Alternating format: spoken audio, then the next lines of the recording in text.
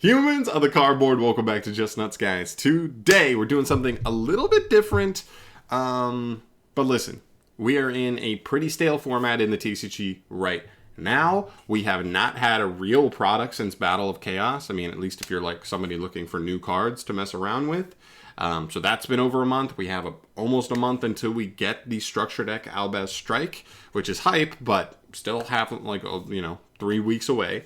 But then once we hit that Structure Deck Albaz Strike, it goes from that to, I think, goes from the past two after a couple weeks. Then a couple weeks after that, we hit Dimension Force. Then a couple weeks after that, we hit the Water Legendary Duelist. And it kind of just snowballs from there. So once we get past this little lull in Yu-Gi-Oh!, which happens from time to time, we're just going to hit like an insane patch of just like new sets. We're going to get a ban list mixed in there, and everything's, I think, going to take off for the better. So pretty much what's happening right now is, for me, is I'm having more fun theory crafting for a bunch of the decks that I'm excited to test out when those products drop, more so than like actually playing the current format. So today I'm showing you the 11 decks that I'm most excited about. I honestly just looked at the ones that I was like, what are the high intensity decks that I'm really vibing and I really want to mess around with when they come out. It came out to 11. Feel free to have your own list, but that's what I want to do. I want to spark that conversation. Let me know in the comment section down below what you are most excited for in the next couple months or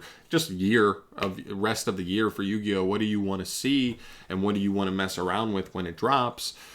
Yeah, I just want to hear your thoughts. I really enjoy seeing what you guys are excited to play. But yeah, without further ado, let's just jump into this. I'm not spending too much time on any one thing. We're going to blow through this. Already recorded this once, and the audio was all flubbed up, but hopefully this works out a little better.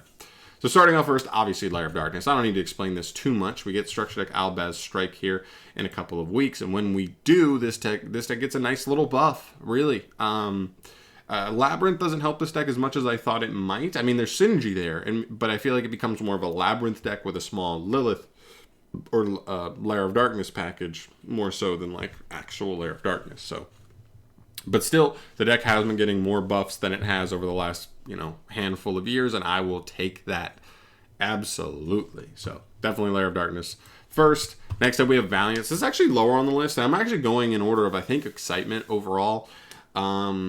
So I'm not super excited for Valiants themselves, but you guys know the one Pendulum deck I do vibe with is Zephyra, and specifically the control version of Zephyra. And I think this engine might be a nice addition to pair with Zephyra's. I don't know how good the consistency is overall, or if it really bolsters the power of the deck in the way that I'm thinking it might, but I won't know till I fully test it, and I won't fully test it till we get the cards, pretty much. So, but I'm still excited for it nonetheless. Just a new way to play Zephyr, potentially a new best way to play like a more controlled Zephyr build, but still excited nonetheless.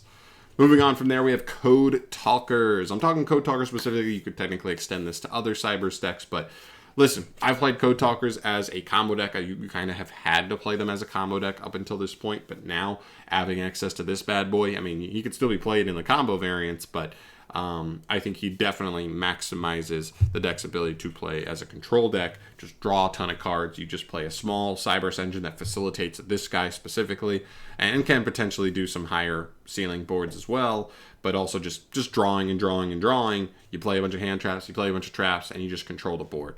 Really cool. Can't wait to mess around with this. Been waiting for this card for like 4 years or something. It's insane. Next up, Witchcrafter, Vice Master. Very excited for this card. This is one of the two things on here that we actually don't even have confirmed for the TCG yet. Hopefully they come soonish.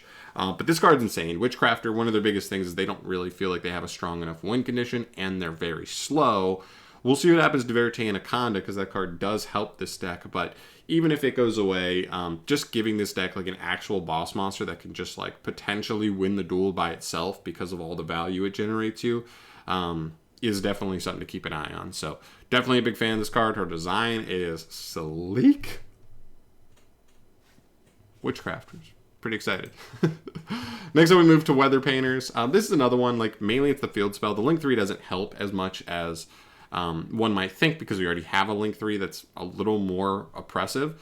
But yeah, this card's insane. All I could even ask for now at this point is a new canvas that actually gives you an interruption, like whether it's a pop a card, bounce a card, target a monster on the field, negate it, something as simple as that, as long as it's like a recurring impermanence every turn, I would absolutely take that, and I think that would take this deck to like legit the next level, because we'd be able to find it so consistently. But yeah, the deck looks really cool. I can't wait to mess around with it. The value this deck can generate is really good, but it doesn't set up enough interruption, so hopefully we can still supplement some really powerful cards to still make that doable. Moving on, Exorcisters. Definitely excited for Exorcisters. This deck will go down as one of those decks I use as an example for just rogue support, where we get an archetype, a new archetype. It may not be that great out the gate, but you're like, if Konami really, really makes the right support for this deck, it has the potential. Well, we thought Exorcisters didn't have that much potential. And with 3 cards, you could even argue they didn't even need Magnifica, but it certainly is good now with Malfa. With these 3 cards, like, they completely turn the archetype around. The deck is actually really, really strong.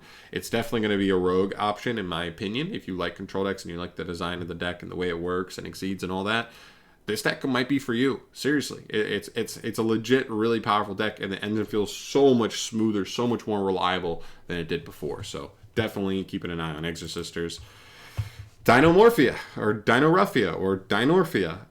We got 2 new cards here. We're getting the Rexsturm, an insane, like, skill drain, like, boss monster, as well as another trap. And the trap is really big, too, because it increases consistency of being able to connect into your extra deck, even if you don't see Theresia or something like that, which is really good. So I love that. I think the only thing the deck is really missing now is one more main deck monster. The deck has an okay early game, a really strong mid game, but then like once you run out of names from the main deck, you kind of just like, you're kind of fucked. So as far as the grind game goes, if your opponent can remove all your stuff without destruction, easier said than done, but if they can, you just outright lose right then and there. So I would like to see one more main deck monster to allow the deck to actually grind. I mean, trap decks that can't grind is kind of like just weird. It doesn't make full sense to me. You want to play a slow game, but you can't play a slow game that lasts a long time. Kind of weird. But yeah, still really excited for this nonetheless. Next up, we have Therians. Therians is a really interesting one because I'm not exactly...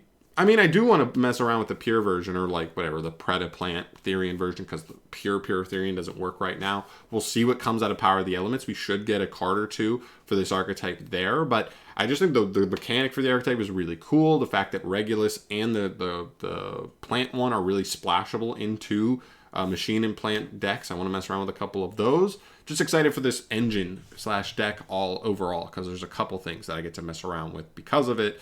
And I also think this has like potential meta, morphing stuff, especially depending on what's in Power of the Elements.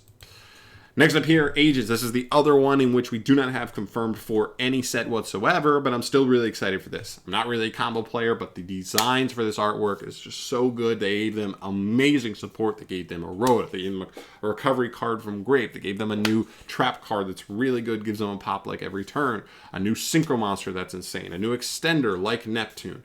Really, really good support almost across the board. A new Hyperion that's actually really good. I think this deck's really cool, and it's like a combo deck that can also play in that control state pretty well. So I'm really excited to mess around with that and see what the deck can do in these fingers. Next up, we have Marincess.